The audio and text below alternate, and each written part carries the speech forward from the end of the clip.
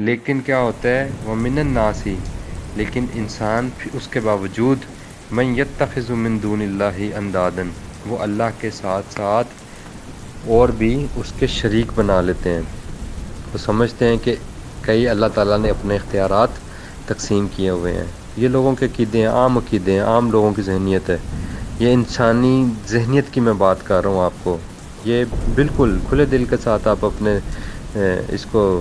کو پر غور و فکر کریں، اور اللہ تعالیٰ نے انسان کو یہی دعوت دی ہے۔ اللہ تعالیٰ نے اوپر کہا ہے نا کہ یہ جو ساری تخلیق ہے اور یہ سارا سسٹم ہے اور یہ سارا جو پروگرام اللہ تعالیٰ نے کائنات کا بنایا ہے، اس میں کیا ہے نشانیاں ہیں، اور لوگ اس کے باوجود کیا کرتے ہیں، اللہ کے ساتھ ساتھ دوسروں کی بھی شرکت سمجھتے ہیں کہ وہ بھی یہ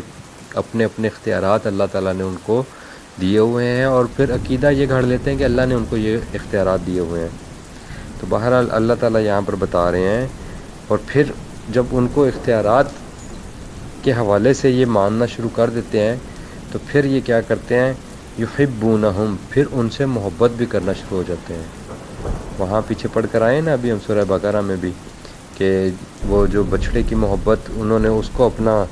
با اختیار سمجھ کے اس کے ساتھ اپنی وابستگی اختیار کی، اور پھر اس کی خوشنودی کے لیے وہ اعمال کرنے لگ گئے۔ اور پھر اللہ تعالیٰ نے کہا کہ ان کے جیسے اشرب العجل، جیسے ان کو گھول کر پلا دی گئی ہے اس بچھڑے کی محبت۔ تو یہیں اللہ تعالیٰ نے وہی بات کی کہ جن کو تم اللہ کا شریک بناتے ہو ان سے ایسی محبت کرتے ہو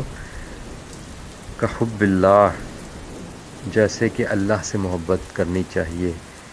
یعنی اس محبت کا جس محبت کا تم ان کے ساتھ رویہ اختیار کرتے ہو، ان کے ساتھ تم محبتیں ڈالتے ہو، یہ تو اللہ کا حق تھا کہ اللہ کے ساتھ وہ محبت ڈالی جائے۔ والذین آمنوا، لیکن جو لوگ میری یہ بات مانتے ہیں، میری آیات کو مانتے ہیں، اشد حبا للہ، ان کی محبت کس کے ساتھ شدید ہوتی ہے؟ ان کی محبت اللہ ہی کے لیے شدید ہوتی ہے۔ ایک تو ہوتا ہے نا اشد حبا اللہ، تو حبا اللہ ہوتا تو اللہ کے لیے شدید ہوتی، یعنی اللہ سے محبت شدید ہوتی۔ یہاں للہ کا لفظ آیا ہے، اللہ کے لیے شدید ہے، یعنی اللہ کے علاوہ کسی اور کے لیے ان کی محبت میں شدت نہیں ہو سکتی۔ وَلَوْ يَرَى الَّذِينَ ظَلَمُوا، کاش یہ جو لوگ ہیں جو ظلم کرتے ہیں، ظلم آپ کو بتایا ہے قرآن میں، اللہ تعالیٰ کہتے ہیں کہ ظلم کیا ہے، ان الشرک لظلم عظیم۔ میں نے آپ کو بتایا تھا نا کہ ظلم کی کیا ڈیفینیشن ہے، کہ کسی ایک کا حق مار کر چھین کر کسی دوسرے کو دے دینا۔ تو یہ جو اللہ کا حق تھا نا کہ اللہ کے ساتھ محبت رکھی جاتی، اللہ کے ساتھ شدید محبت ہوتی، اور اللہ کی شدید محبت میں انسان اپنی جو اس کی لگن تھی اس کے ساتھ وہ اللہ کی طرف رخ کرتا، اور اس کا مطلوب صرف اور صرف اللہ کی ذات ہوتی، اس کی توجہ جو ہم نے پچھلے ہی رکوع میں پڑھا کہ وَلِكُلِّ وِجْهَةٍ هُوَ مُوَلِّيهَا، ہر انسان کا کہیں نہ کہیں اس کی لگن لگی ہوتی ہے، تو وہ اللہ کے لیے ہوتی۔ تو یہ جو اللہ کے حق، اللہ کی محبت جو اللہ کا حق تھی وہ کسی اور کو دیتے ہیں، اللہ تعالیٰ کہتے ہیں کہ جب یہ لوگ یہ دیکھیں گے، کاش یہ لوگ اس دنیا میں اس بات کو سمجھ لیتے، اللہ کی قدرت کی نشانیوں کو دیکھتے۔ پیچھے اللہ تعالیٰ نے اپنی قدرت کی نشانیاں دکھا کر کہا تھا کہ کاش لوگ عقل استعمال کرتے۔ یہاں اللہ نے کہا ولو، اور کاش، اور اگرچہ یر الذین، وہ اس دنیا میں ہی دیکھ لیتے یہ ساری چیزیں، اللہ کی نشانیاں، اور پھر اللہ کے ساتھ جڑ جاتے۔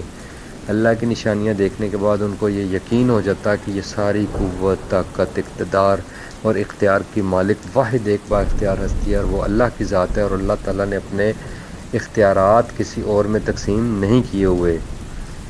تو اذ یرون العذاب، لیکن جب یہ عذاب کو دیکھیں گے قیامت کے دن تو پھر یہ سمجھ جائیں گے کہ یہ تو واقعی ان القوۃ للہ جمیعا، یہ تو اختیار کسی اور کے پاس تھا ہی نہیں، یہ تو قوت کسی اور کے پاس تھی ہی نہیں۔ ہم تو سمجھتے تھے کہ شکتیاں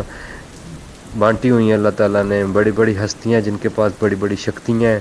ان کو اللہ تعالیٰ نے یہ اختیارات دیے ہوئے ہیں، وہ اللہ کے بڑے پیارے ہیں۔ ہم نے یہی سوچ انسان نے رکھی ہوئی ہے نا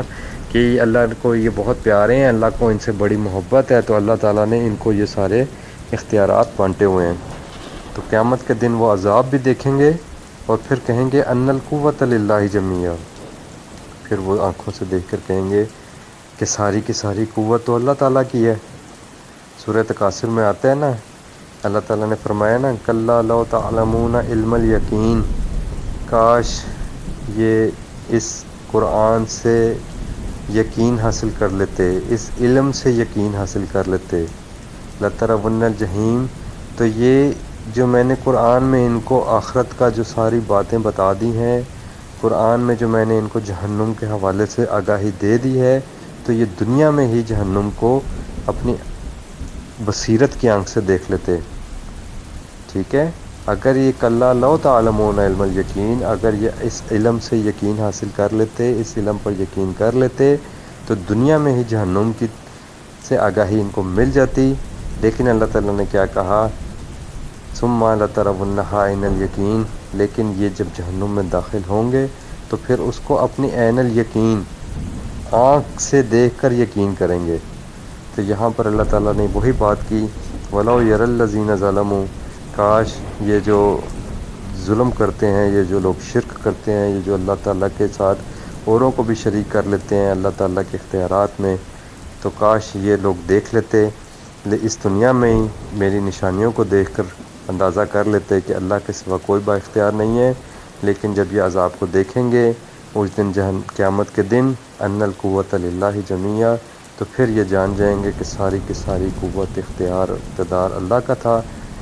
وَأَنَّ اللَّهَ شَدِيدُ الْعَذَابِ، اور جب کہ اب اللہ کی پکڑ، اللہ کا عذاب وہ بہت شدید ہے،